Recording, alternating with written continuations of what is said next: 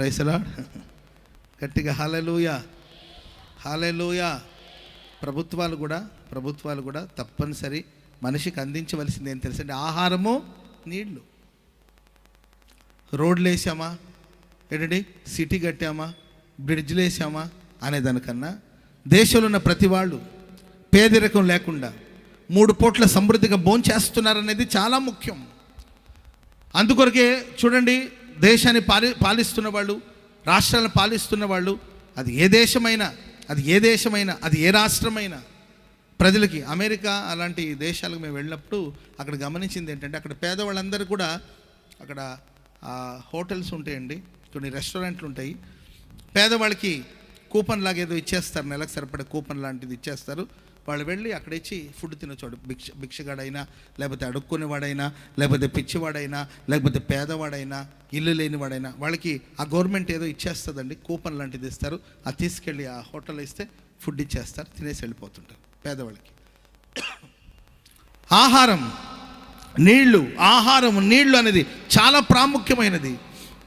మనం ఆరాధిస్తున్న దేవుడు మనల్ని ఒంటరిగా విడిచిపెట్టక ఆయన మనల్ని పోషిస్తాడండి. దావీదుని దేవుడు పచ్చిక గల చోట్లకు తీసుకెళ్ళి అక్కడ పరుండ పెట్టాడు. శాంతికరమైన జలములు ఎదుగు తీసుకెళ్ళి ఆయన పోషించి సంరక్షించి కాపాడిన దేవుడు.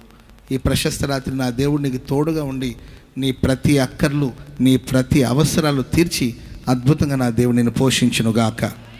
గట్టిగా హల్లెలూయా. లోకంలో అంటారు, నాకేం కర్మ పట్టింది, నేను ఎందుకు నిన్ను పోషించాలి? కన్న తల్లి అంటది, 20 ఏళ్ళు పోషించాను రా, ఇంకెంతకాలం పోషించేది అంటది. కన్నవాళ్ళే ఎందుకు పోషించాలి?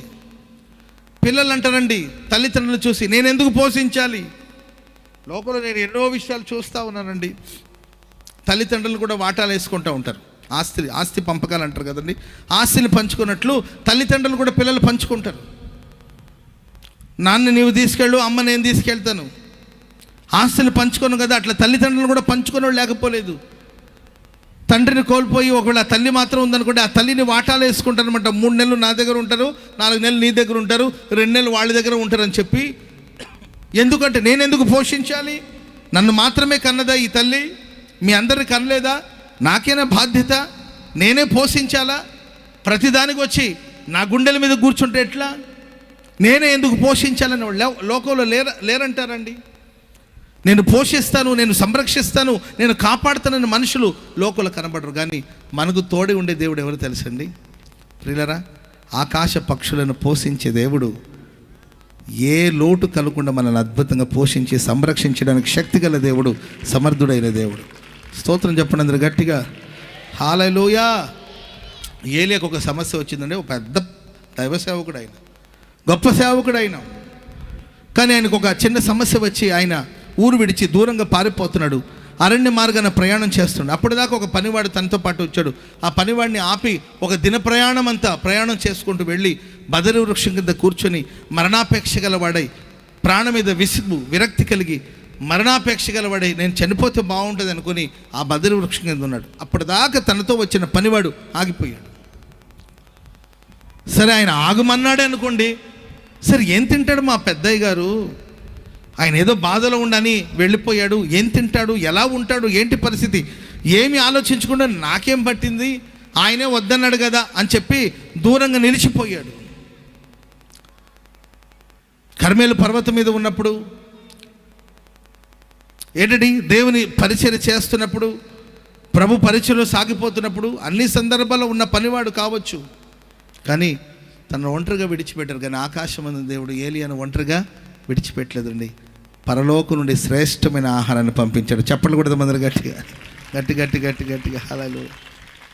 మనకు తోడుగా ఉండే దేవుడు, మనల్ని ఒంటరిగా విడిచిపెట్టగా మనల్ని పోషించే దేవుడు. దావీదు అంటాడు, పచ్చిక గల చోట్ల ఆయన నన్ను పరుండ చేశాడు, శాంతికరమైన జలము లేదు ఆయన నన్ను నడిపించాడు. కాబట్టి మనల్ని పోషించే దేవుడు ఆయన. ఆమేన్.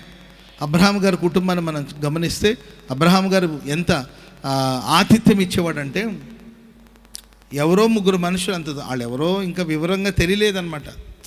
ఆ ఇంటికి వచ్చిన వాళ్ళు ఎవరంటే మనం చెప్పొచ్చు తండ్రి, కుమార, పరిశుద్ధాత్మ దేవుడు అని మనం అంటాం. కొందరైతే దేవదూతలు అంటారు. కానీ వాళ్ళెవరు అబ్రహాముకు తెలుసా? వాళ్ళ దూరంగా ఉండగా 3 మనుషులు కనబడ్డారండి.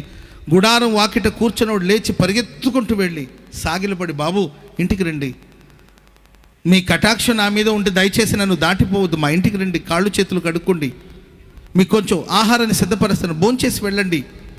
ఆతిథ్యం ఇచ్చే అనుభవం అబ్రహాం గారిలో మనం చూస్తాం. పరిగెత్తుకుంటూ వెళ్ళి వాళ్ళని పిలువనంపించి తీసుకొచ్చి ఓ చెట్టు కింద కూర్చోబెట్టి అప్పుడప్పుడు వంట చేయించి శుభ్రంగా వాళ్ళకి వడ్డించి వాళ్ళు భోంచేసేదాకా నిలబడి ఉన్నాడు అబ్రహాం గారు.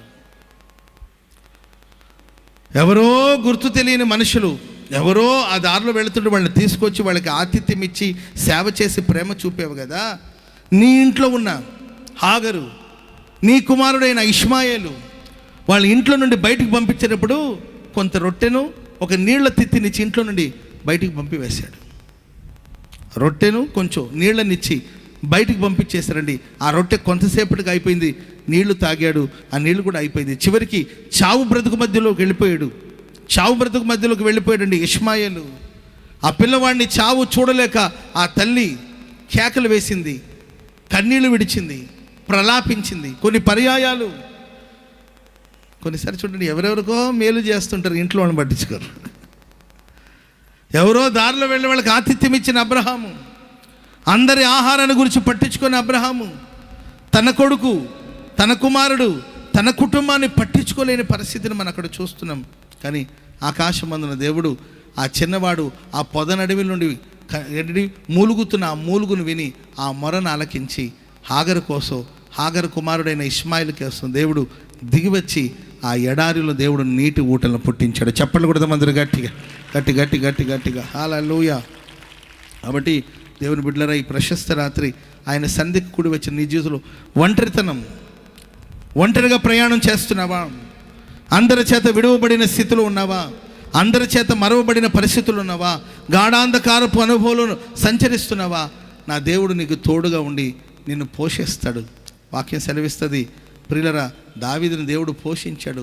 రెండవదిగా నీ దుడ్డు కర్రయు నీ దండమును నన్ను ఆదరించింది. దావీదుని ఆదరించాడు. Praise the lord. ఒకటి పోషించాడు, రెండవదిగా ఆదరించాడు. ఇంకా దావీదు అంటాడు, నా శత్రులు ఎదుట నీవు నాకు విందును సిద్ధపరిచావు, నూనెతో నా తలను అంటి ఉన్నావు, నా గిన్నె నిండి పొంగి పొర్లుతూ ఉంది. స్తోత్రం చెప్పండి అందరూ గట్టిగా గట్టి గట్టిగా హల్లెలూయా. శత్రువుల ఎదుట నీవు నాకు విందును సిద్ధపరిచావు, శత్రువుల ఎదుట నువ్వు నాకు విందును సిద్ధపరిచావు, ఓ క్రొత్త తైలముతో నా తలను అంటావు, నా గిన్నె నిండి పొంగి పొర్లుతూ ఉంది. ఆమేన్ ఆమేన్. ప్రియులారా, గిన్నె నిండి పొంగి పొర్లే అనుభవం దేనికి సూచనగా ఉందంటే దేవుడు దావీదును ప్రేమించిన అనుభవం. మనం ఎవరికి ఏంటండి బుజ్జగించి ఇంకొంచెం వడ్డించుకోండి. ఇప్పుడు మనం కొన్ని చోట్ల వెళ్తాము, మనం తినకపోయినా కొంతమంది ఇంకొంచెం తినండి పాస్టర్ గారు, ఇంకొంచెం తినండి పాస్టర్ గారు అంటూ ఉంటారు. Praise the Lord. ఇది అమ్మ ముద్ద, ఇది నాన్న ముద్ద అంటుంటారు పిల్లలకి. వద్దు అంటుంటారు పిల్లలు. అదిగో చందమామను చూపించేవాళ్ళు కొందరు, అదిగో కుక్క తింట చూడని ఏంటంటే కుక్కని చూపించావు. మొత్తం మీద కొసరి కొంతమంది పిల్లల్ని ఆ ఆహారాన్ని అందిస్తున్నారంటే దాని అర్థం ఏంటంటే ప్రేమ. దావీదు మీద దేవుడు చూపిన ప్రేమ తన గిన్నె నిండి పొంగి పొర్లేటట్లు ఆశీర్వదించాడు. చప్పట్లు కొడతాం అందరూ గట్టిగా గట్టిగా హల్లెలూయా హల్లెలూయా. శత్రువుల ఎదుట దేవుడు విందును సిద్ధపరిచాడు. అండ్ దుడ్డు కర్రతో దండంతో దేవుడు ఆదరించి దావీదుని ఏనాడు దేవుడు ఒంటరిగా విడిచిపెట్టలేదు. కాబట్టి ఈ ప్రశస్త రాత్రి ఆయన సన్నిధి కూడి వచ్చిన దేవుని ప్రియులారా, మరి ఒంటరితనంలో కొనసాగించబడుతున్నారా? అందరూ ఉండి ఒంటరిగా నీవు బ్రతుకుతున్నావా? మనుషులు దగ్గరగా ఉన్నారు అని అనుకుంటున్నా వాళ్ళు మానసికంగా నీకు దూరంగా ఉన్నారని కుమిలి కృషించిపోతున్నావా?